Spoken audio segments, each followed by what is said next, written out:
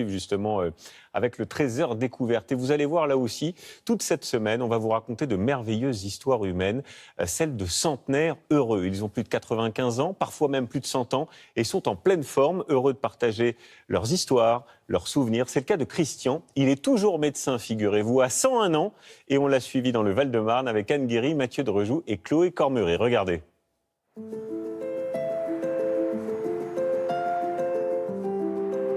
Entre les barres d'immeubles et les pavillons de banlieue, à Chevilly-la-Rue, il y a le cabinet du docteur Chenet. Et le docteur a 101 ans. Prends ta mobilette, là. Aujourd'hui, avec son fils de 73 ans, il va voir une dernière fois ce cabinet qu'il se résigne à fermer. D'habitude, je monte sans problème, là, aujourd'hui. Ah, le docteur, là, il est un peu fatigué aujourd'hui. Fatigué, oui, mais surtout, il vient de subir un énième cambriolage. Alors la médecine, c'est fini, en tout cas ici. Est-ce que ça vous fait mal au cœur? Non. Non, vous savez, quand on a 100 ans, on vit aujourd'hui, demain... Il a bien donné quand même. Oui, ça va.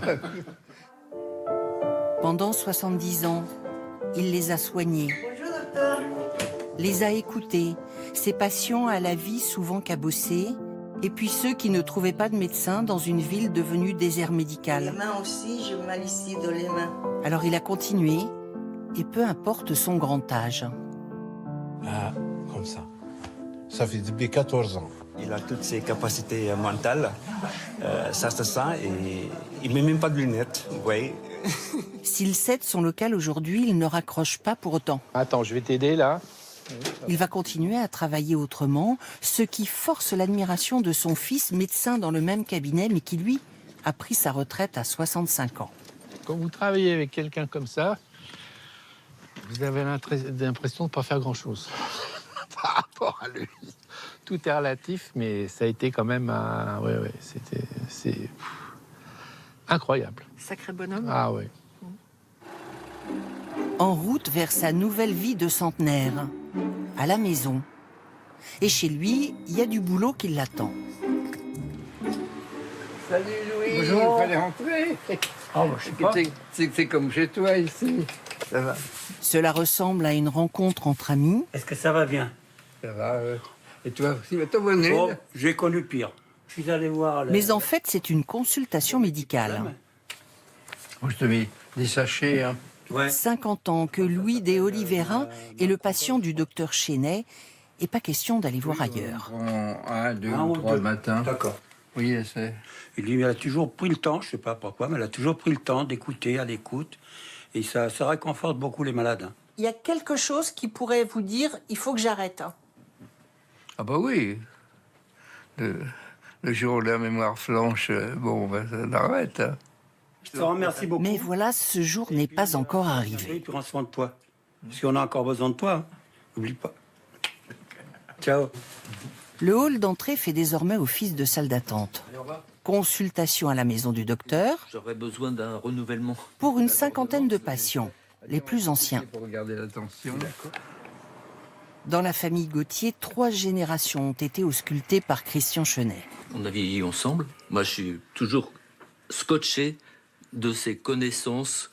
Bon, non seulement il y a l'expérience, mais vous êtes toujours au courant des dernières innovations, de tout. Tous les jours, je passe 1 heure ou 2 à regarder les nouveautés en médecine. Hein. Portons-nous bien. Oui, absolument. De En même, prenant des pour vous. médicaments, ce qu'il faut, mais pas de trop. Hein. Voilà. Voilà l'heure du déjeuner. Ah oui, il pleut, hein.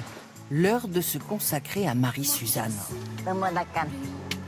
C'est la 3e épouse du docteur. Non, c'est vert, on peut y aller. Elle a 80 ans et il aime la choyer avec des petites virées au restaurant.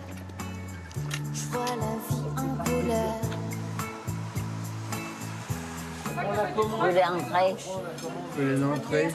On a un cornichon, là. Comme 2 âmes sœurs Touchez pas, c'est chaud.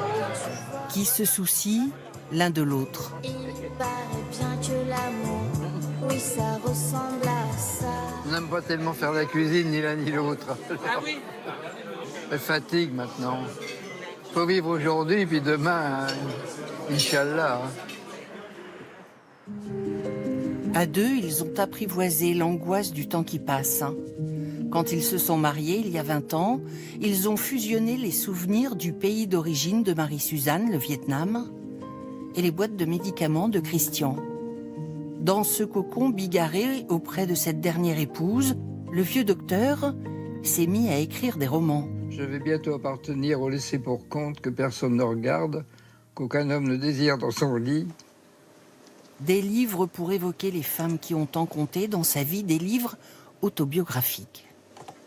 On ne met pas la partie sombre de l'individu. Ah oui. Bah, bien Non, mais sûr. j'ai bien remarqué que vous vouliez pas me dire quelle était votre partie sombre. Ah bon, non, c'est là. C'est secret. À 101 ans, le travail, l'écriture et puis l'amour de Marie-Suzanne comme élixir de jouvence.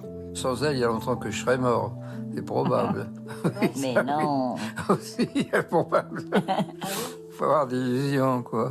Ah oui, pourquoi vous dites ça? Pardon? Pourquoi vous dites ça? Sans Suzanne, vous seriez mort? Bon, parce que je fais plus attention à moi, elle fait attention à moi, je fais attention à moi, je fais attention à elle. Et ça continue, hein, le plus longtemps possible.